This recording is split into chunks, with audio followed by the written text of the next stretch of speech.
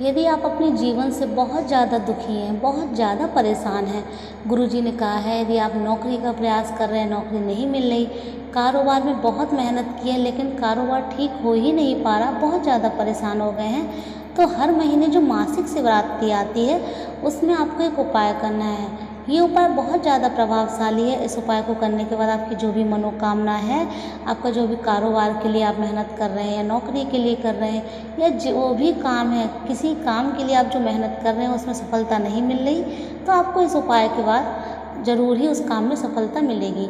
ये उपाय आपको मासिक शिवरात्रि के दिन करना है और आपको किसी भी समय करना है। वैसे तो गुरुजी कहते हैं कि आप कोशिश यही करें कि प्रदोष काल में उपाय करें, यानी शाम के समय जो सूरज जो अस्त होता है उससे 30-35 मिनट पहले और 30-35 मिनट बाद का जो समय होता है वो प्रदोष काल कहलाता है।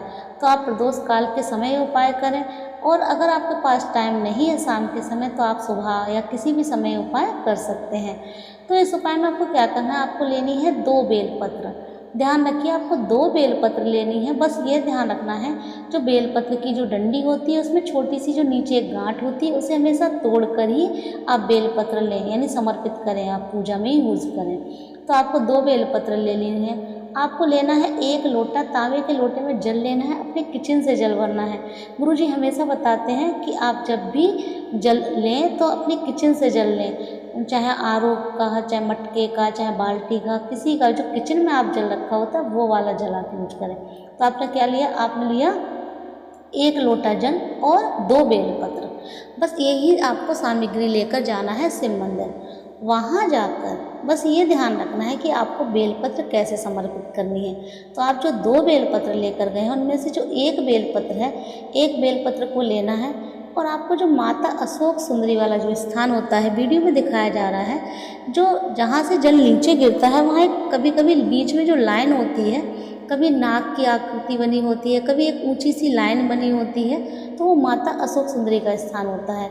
तो माता अशोक सुंदरी वाले स्थान पर आपको बेलपत्र रखनी है, लेकिन बेलपत्र इस तरीके से रखनी है उस जगह जो डंडी है बेलपत्र की वो बिल्कुल जहाँ से जल नीचे गिरता है वहाँ आए, मतलब बीच में नहीं, थोड़ा सा बिल्कुल जल जहाँ से नीचे गिरता है किनारे। वीडियो में हम आपको दिखा रहे हैं कि किस तरीके से आपको बेलपत्र वहाँ चढ़ानी है, समर्पित करनी है। माता अशोक सुंदरी वाले स्थान पर तो करनी है, लेकिन थोड़ा बिल्कुल जलाधारी के पास करनी है और डंडी जलाधारी की तरफ होनी चाहिए, जलाधारी की, मतलब जहाँ से जल नीचे गिरता है। अब 1 बेला पत्र आपने वहाँ समर्पित कर दी।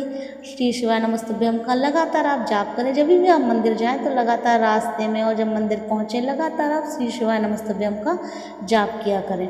उसके बाद जो दूसरी बेलपत्र है, आप जिस तरफ भी मंदिर में बैठे हुए हैं, शिवलिंग के पास जिस तरफ भी, जिस दिशा में आप बैठे हुए हैं, तो आपको ऐसा करना है जिस तरह आप बैठे हैं आपको पत्ती अपनी तरफ रखनी है। ध्यान रखिए जो वो बड़ी वाली पत्ती होती है, 3 पत्तियाँ होती है बेलपत्र में, तो जो पत्ती है वो आपको अपनी तरफ रखनी है और डंडी अपोजिट साइड, मतलब आप जिधर बैठे हैं उसके दूसरी तरफ डंडी होनी चाहिए और पत्ती आपकी तरफ होनी चाहिए। इस तरीके से आपको दूसरी बेलपत्र शिवलिंग के ऊपर समर्पित कर देनी है। अब आपने दोनों बेलपत्र चढ़ा ली। अब आपका रहेगा 1 लोटा जल।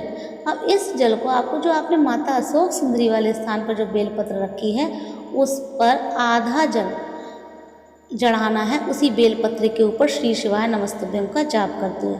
लेकिन जो आप आधा जल चढ़ाएंगे, जो आप लोटा 1 लेकर गए हैं जल का, उसमें जो आधा जल चढ़ाएंगे लेकिन वो 5 बार में आपको चढ़ाना है।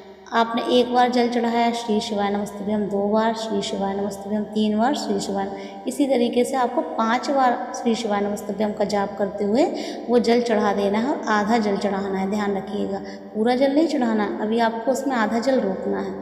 आपने आधा जल चढ़ा दिया, उसके बाद जो आधा लोटा जल चढ़ा उस जल को आपको जो शिवलिंग के ऊपर आपने बेलपत्र समर्पित की है उस पर भी आपको बिल्कुल सेम इसी तरह ही आपको जल चढ़ाना है। श्री शिवाय नमस्तुभ्यम का 5 बार आपको स्मरण करना है। 1 बार जल चढ़ाइए श्री शिवाय नमस्तुभ्यम दूसरी बार, और वो भी जल आपको 5 बार में ही आधा लोटा जल आपको चढ़ा देना है।